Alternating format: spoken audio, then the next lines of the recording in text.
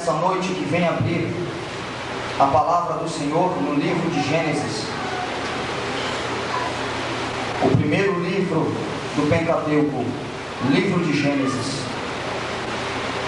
Depois partiremos para o primeiro livro do Novo Testamento, livro de Mateus, capítulo de número 25. Livro de Mateus, capítulo de número 25, livro de Gênesis, capítulo 24. Congrego na Assembleia de Deus, do Largo do Correia, o pastor Geraldo da Costa Senho. Glorifico a Deus pela vida daquele homem e pela vida desse ministério. Livro de Gênesis, capítulo 24. Vamos estar lendo o versículo 2, o versículo 22 e o versículo 53. Amém? Livro de Gênesis 24, versículo 2, versículo 22 e versículo 53. Vou dar início à leitura. E disse ele ao seu senhor, mais velho de sua casa, que era o responsável por tudo quanto tinha: ponha a mão debaixo da minha coxa. Versículo 22. E aconteceu que, acabando os camelos de beber, tomou o varão um pendente de ouro de 6 gramas e 2 pulseiras de ouro de 120 gramas. Quando os camelos acabaram de beber, o homem deu à jovem um pendente de ouro de 6 gramas e 2 pulseiras de 120 gramas. Versículo 53.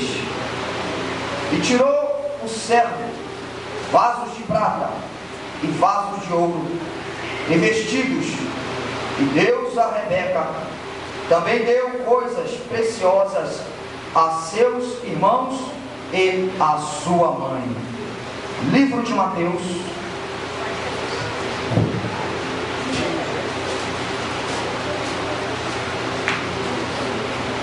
capítulo de número 25, versículo 12 e versículo 13. E ele respondeu e disse: em verdade vos digo que vos não conheço. Vigiai, pois, porque não sabeis o dia e nem a hora em que o Filho do Homem há de vir. Mais uma vez esse último versículo, toda a igreja. Vigiai, pois, porque não sabeis o dia e nem a hora em que o Filho do Homem há de vir. Mais uma vez. Vigiai, pois, porque não sabeis o dia e nem a hora em que o Filho do Homem há de vir. Tomai assento em nome de Jesus. Deus seja louvado nessa noite. Grande é a responsabilidade de mais uma noite estar pregando a palavra do Senhor. Venho nessa noite como um vaso, dependente do milagre de Deus, dependente da graça de Deus. Porque de fato é verdade que eu não sei como cada um entrou aqui nessa noite, mas Deus sabe como você entrou por essas portas. Deus sabe o que tem passado no teu ministério. Deus sabe o que tem passado dentro da tua casa, dentro da tua família. Eu me coloco nessa noite como um canal. Venho nessa noite como um profeta para profetizar bênção sobre a tua vida.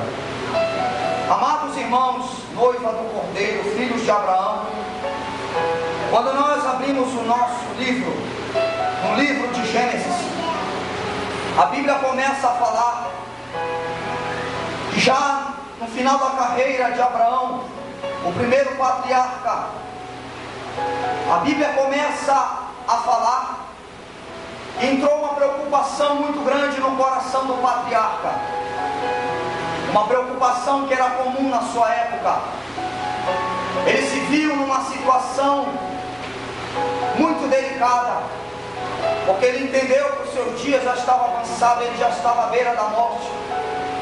E até então seu filho ainda não tinha uma mulher para que ele viesse dar seguimento à promessa que Deus tinha feito ao patriarca Abraão.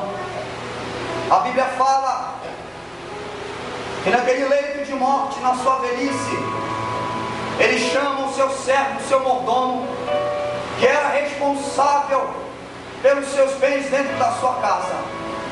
Se nós vamos ver o livro de Gênesis no capítulo 15, nós vamos saber que o nome desse mordomo se chama Eliezer. Abraão chama Eliezer, e no meio daquele diálogo com o patriarca pede algo muito importante para o seu mordomo.